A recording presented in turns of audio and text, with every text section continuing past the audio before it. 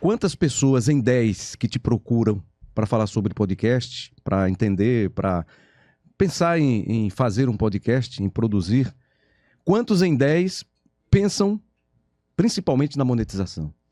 10. Todo mundo quer. A gente tem uma pesquisa recente que fala justamente desse público que antes a gente tinha uma maioria de pessoas que fazia podcast por hobby e aumentou o quantitativo de pessoas que monetizam. Então, em relação ao hobby, prazer, né, vontade de ter seu produto, e a pessoa que tem o produto, mas ganha dinheiro com ela, aumentou. Não exponencialmente. A gente não tem assim, tipo, era 2%, hoje é 8%, né? Não lembro agora exatamente dos números, mas não foi tão a passos largos, mas a gente já teve uma crescente, tipo de 2 anos entre a primeira pesquisa e a segunda.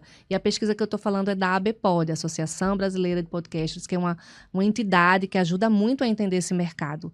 Hoje a gente tem esses parâmetros, a gente sabe quem é mais o consumidor de podcast no Brasil, e se são mais homens, se são mais mulheres, qual é a escolaridade, a faixa etária, o gênero, enfim. A gente tem mais dados sobre isso e fica um pouco mais fácil de conhecer esse mercado quando a gente tem esses dados.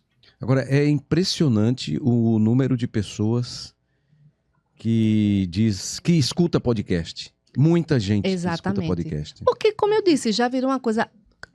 Estamos habituados, né? A gente tem o Brasil e principalmente Pernambuco como uma terra que a gente ouve muita coisa. A gente tem essa cultura do rádio. O Brasil, né, Pernambuco, onde estamos, onde você trabalhou, onde eu também trabalhei, Rádio Clube de Pernambuco, foi onde o rádio brasileiro nasceu.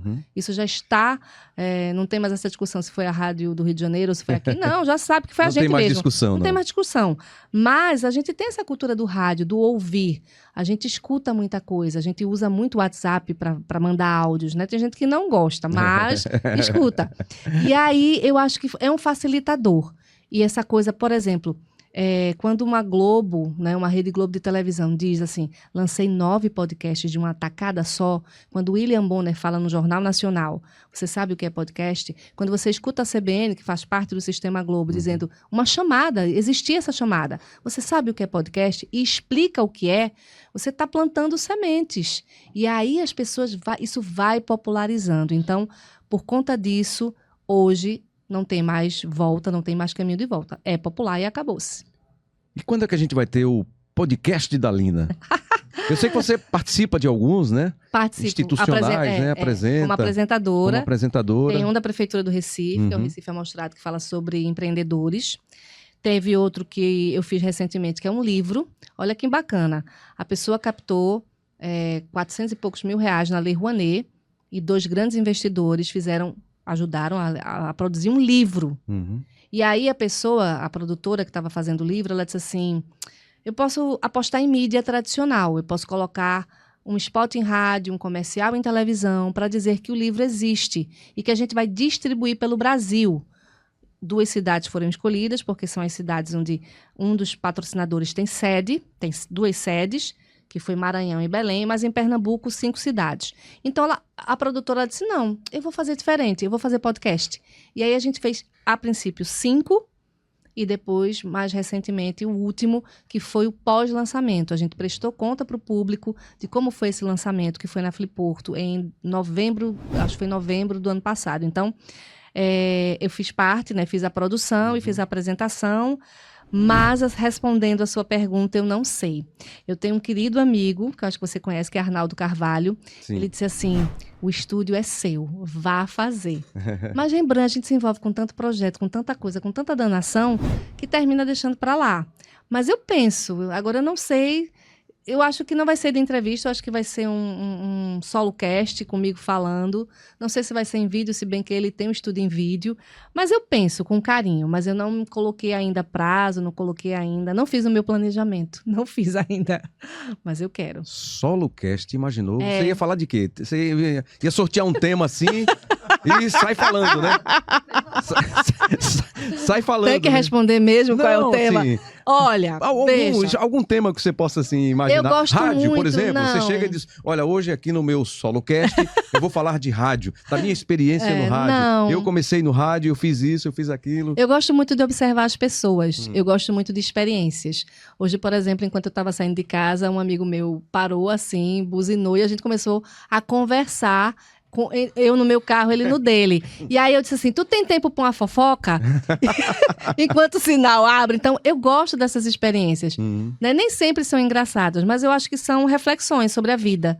Eu gosto muito de observar as pessoas, eu gosto muito de ouvir as pessoas, eu gosto muito de acolher as pessoas. E elas me trazem tanta coisa que depois que eu escuto, eu uso um pouquinho para minha vida. Poxa vida, isso aconteceu com fulano. E se fosse comigo? Então, acho que um podcast sobre reflexões me daria, eu acho que mais vontade de fazer. E eu, por exemplo, tenho uma moça que é a Natália Souza, que ela tem um que é Para Dar Nome às Coisas, que é sobre reflexões. Eu acho que ela usa muito o podcast dela como um divã. E muita gente se identifica. E eu choro, e eu sorrio, e eu me emociono ouvindo a Natália. E ela me toca profundamente. Então, acho que eu iria por esse caminho. Seria reflexões sobre a vida. E é interessante que hoje você tem podcast de quase tudo que é assunto, né? Exatamente. Se procurar Você direitinho, pensar, tem sobre procurar, tudo. você tem... E tem os subnichos, né? Por exemplo, você pode fazer um podcast sobre pudim, mas fazer um sobre pudim de leite. Né? Nossa, Você tem, né? mais específico mais ainda, específico ainda. Falar sobre futebol nordestino. Então tem o nicho e o subnicho, porque as pessoas estão cada vez mais segmentadas. Você, certamente não, mas a maioria pelo menos, você gosta de quase tudo que você ouve, que você consome?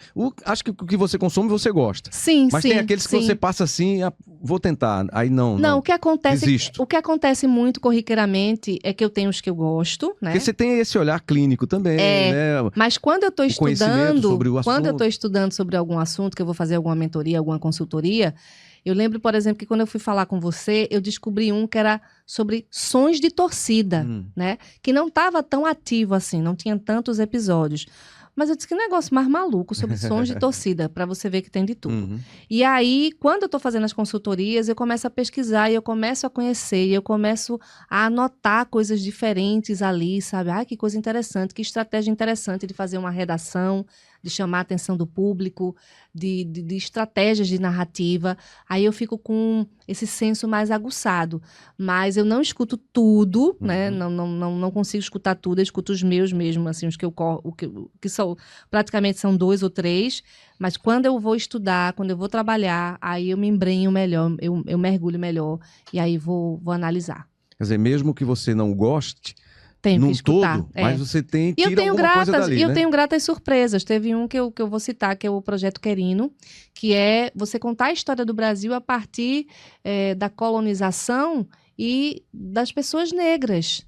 Né? Como é que elas vieram para cá, como é que elas foram escravizadas e o que mudou na história do Brasil a partir disso, e olhar esse Brasil a partir dessa perspectiva do negro, do povo negro.